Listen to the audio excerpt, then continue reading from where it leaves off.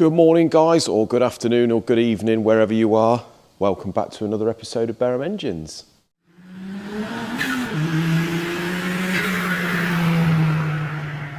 Right, so just when you think it's getting quiet or it's quietened off a little bit, no such luck. We've had 2 or 3 more engines come in. So down here we have another BMW. We seem to be getting quite a lot of BMWs, which is not a bad thing. We really like them. I think this is an M52 engine. This has come from our friends at CTS Autos up country. The last engine they sent down was a small turbo Escort Cosworth engine, which apparently is going really, really well, and the car's now gone back into the guy's collection. This particular engine here is, the car's got a bit of sentimental value to the guy. It's using oil like it's going out of fashion, so we're suspecting on this maybe piston rings, but we're going to get that one on an engine stand as soon as we can, strip it down and see what we've got. Right, down on this pallet guys, I think this is a little A series. Now I'm going to have a look through my emails because I'm pretty sure I have spoke to a gent that's sending in an A series. So this is obviously the crankshaft block, and I think the cylinder head and a few other bits are in there. So I'm going to have to either wait for him to ring me. So if you're watching this, please do ring me. Otherwise, I'm going to have to sift through the A-series emails in my email box and see what we're doing with that. Now, this little jobby down here that looks a little bit like a boat anchor is a Reliant engine. So this looks distinctly like a little A-series, really, but I suppose it's an 850, something like that. Obviously been sitting for quite some time, covered in cack and rust and what have you. Although it looks terrible, when it's caked in oil like this, it's usually a good thing because that sort of preserves it and stops it from going rusty. So obviously I hope they're not in too much of a rush for this, but we shall get that one stripped as soon as we have availability on a space and see what we've got really. We've got the Land Rover here, which is a Series 1 Land Rover. The guys bought the vehicle, paid good money for it, but I don't know whether this may be a donor engine, another one to get in amongst. And this little jobby here is a 6-cylinder Mercedes engine. Now what this is out of, I do not know. Could be a 270, could be completely making that up. But this is from our friends at the Classic Car Clinic. They are local to us. They do an absolute fantastic job. I think this is he said this is a sort of back burner job, no rush, but that is a go through. What is the matter with it? I do not even know at this stage, but yeah, a little bit like the BMWs, straight 6, fairly simple really. But yeah, quite looking forward to getting in amongst that. I haven't had a Mercedes for a long time. So guys, great feedback in the last video on the E30 build. Quite surprised actually. I thought when I mentioned putting one of these S50s in, a lot of you guys would slate me and say, no, keep to the M20. But actually, I had quite a lot of messages and emails of people saying, yeah, go for the S50. It's job done. It's 320 horsepower, supposedly. Stock, only a little bit heavier. I spoke to the guy that had the S50 in the E30, and he said, to be honest, the extra weight you don't really notice because you've got that extra power there. So I think maybe what we will do, guys, is put the S50 in, but we're still going to be building that M20 anyway. So, and then we'll decide once we've built it what we're going to do with it, whether we're going to raffle it off, do a little competition for our subscribers, or just keep it and build another E30. Who knows? But yeah, while we've got all these S50s, what do you think? May as well stick one in? Sounds good to me. Right, so just before Christmas, guys, we built this B18C bottom end. This has got trick pistons, rods, etc. All the crank assemblies, balance, decent clutch. And then I said to you that the customer bought in the cylinder head, a box full of bits, old oil pump, various sets of springs, head in bits, rocker cover, sump, etc. And he sort of wants us to put the head on and time it all up. So today we've only just got round to emptying the box, although it's not a great rush for him. What we've got here is a box full of all the old springs and various other bits out of other cylinder heads. So you've got the hydraulics here out of, I think it's the Integra. But we are we've got it all laid out on the bench here. We've obviously gone through the cylinder head, so I've done the valves and seats. Obviously we've blasted it, give it a reface, and now we are putting it all back together. So I thought it would be a great opportunity to show you how the rocker system works and the Vtec system works on these Hondas. So very, very superior head compared to a lot of stuff. This Vtec setup absolutely amazes me. I don't know whether you've ever heard videos of Hondas when they come into Vtec, but you get this distinct instant sort of higher note where it goes on to a bigger cam lobe. So in a nutshell, guys, this is how it works.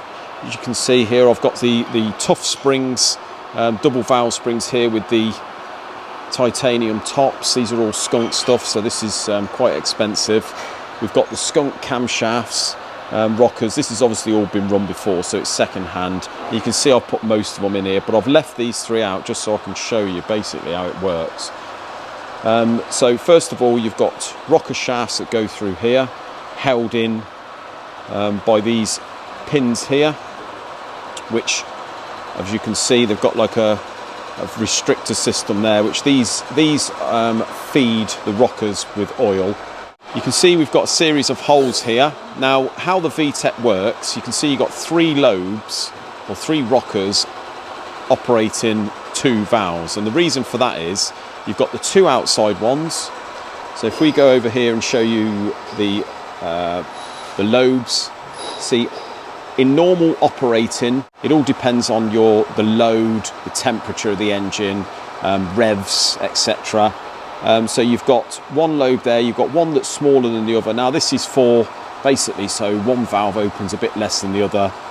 It's all for economy and drivability of the car. So you've got fairly small lobe there, one that's slightly bigger here.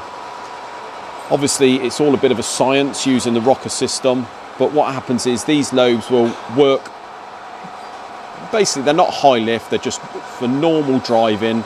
And then you've got one big lobe in the middle here, as you can see, which has got a big old dwell on it and also a very high lift. In normal operating, if you was to sort of idle on this lobe alone, it's like a massive lift cam, really. So what happens is it runs on these in normal operating sort of conditions, and then when you rev it, depending on your load and your revs, hydraulically, so you've got a solenoid on the end of the head that is controlled by the ECU of the car, and what that does is that will get to a point and it will allow more oil pressure into the rocker shaft, and it basically puts a series of pins over, engages the center lobe, which is then driven off the big lobe of the cam, and that pushes these two valves down more, so it's like running on a big cam, and that's why you get that distinctive instant lower tone running on the big, like a big cam head. So how it works, you've got the three lobes here, you've got one stationary pin there, one solid pin, you've got one pin in the center here, so under normal conditions, and one here which is sort of spring loaded. So what happens is, when these are sitting in the cylinder head here, under normal operating, you've got these two which are operated by the cam pushing the valves, and this center one is doing nothing. It's not engaged with the two outer ones. All it's doing is getting pushed up and down by the cam and just being pushed down on this spring here, but not actually doing anything with regards to lift. Then what happens, once the solenoid decides when it wants to put oil pressure through, it pushes it through that hole in the cam there. All that hole is lubrication for the rockers. You've got the same on the other side. You've got this big one here, which is then pushes oil through that hole there. It pushes this pin out, which then pushes, half locates into this. Then that pin pushes aside, so you've then got that pin there, half locating in here. Then that pin pushes that one over, which is spring loaded. So then this, basically you've got that pin and this pin locating in both. So then these these rockers here will be governed by the centre one, which pushes them down more. So these will be coming off their own cams and being driven off the centre one, and that allows that centre one to push these two down more, thus giving more lift, more duration. And then once you sort of take your foot off and it lowers the oil pressure again, because of this spring-loaded one, it all gets pushed back. Centre one does nothing and it's driven off the outer ones.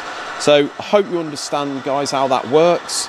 You can see there, when I push that one down, it's just literally on that bottom spring doing nothing, and these two are just governed by their outer ones. And when the pins get all pushed across and they all locate in together, the big cam drives this one, which then drives the outer two and pushes the valves down more. So yeah, hope that makes a bit of sense, guys. In its own right, it's a very simple system, but very, very effective. And these engines are absolutely fantastic and create massive power, really, for what they are normally aspirated, and they rev to high heaven.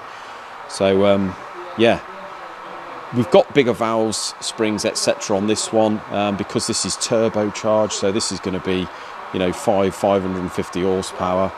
So yeah, fantastic engine. Don't have to do anything to the cylinder head, nothing like that. Just stick some trick bits in the bottom and away you go. The Honda Type R engine. Well, everyone, bit of a techie one today. Hope it made sense, my explanation on how the Vtec works. You know what some of my explanations can be like, but if you can make head and a tail of it, then hopefully you know how the Vtec system works now. But thanks ever so much for watching. Until Wednesday's video, have a great evening. We'll see you then. Cheers.